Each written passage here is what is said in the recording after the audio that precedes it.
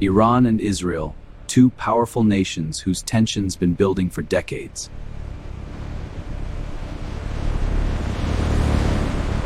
But in 2026, that tension finally exploded into something much bigger: a direct war.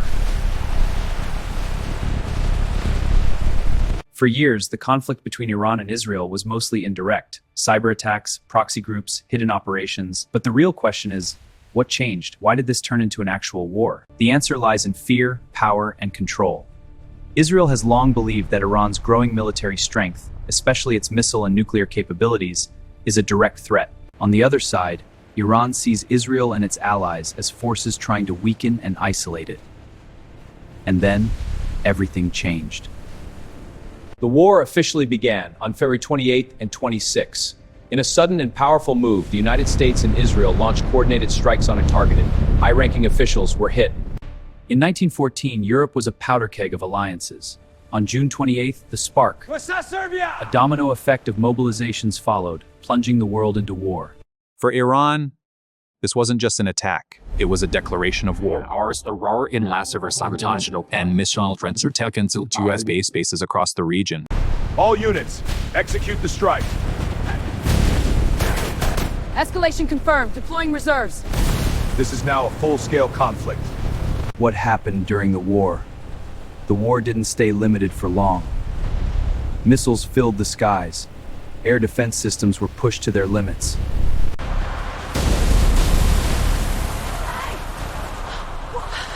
The rise. The fight has come for Iran. Cyber attacks targeted infrastructure. Communication systems were disrupted. This was no longer just a battlefield war. It became a modern, multi-layered conflict. People couldn't travel. Airports were shut down. Entire regions felt frozen in time. And while governments fought for control, civilians paid the price. As the war continued, uncertainty grew. There was no clear winner. Both sides continued attacks.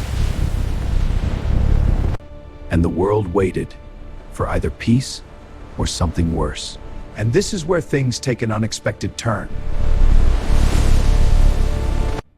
What if I tell you, this war is not just about Iran and Israel?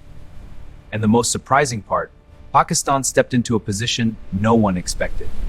Pakistan chose not to fight. Instead, it stayed neutral.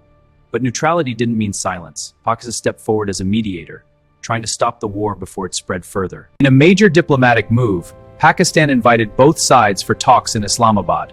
The goal was simple: reduce tensions and push for a ceasefire.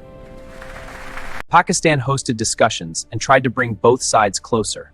We must bridge our differences for a sustainable peace. Efforts were made to pause the conflict, even temporarily. There were reports that tensions were reduced for a short period, giving the world a chance to breathe.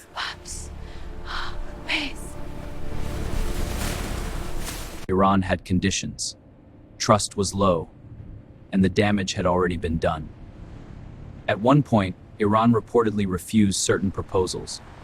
If we stop now, after that attack, we'll be in a weaker position. But continuing like this makes any agreement almost impossible. Precisely. This fear is what makes these negotiations so difficult.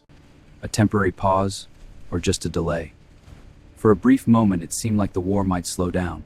Some called it a pause. Others called it a delay. But the truth is, nothing was fully resolved. The situation remained fragile, and the possibility of the war starting again at full intensity still exists. Now the biggest question, what happens next? There are only a few possible outcomes.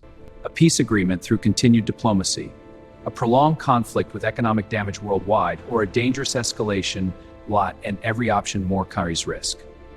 This is no longer just a conflict between two nations.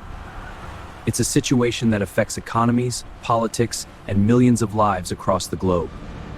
And while leaders make decisions behind closed doors, the world watches closely.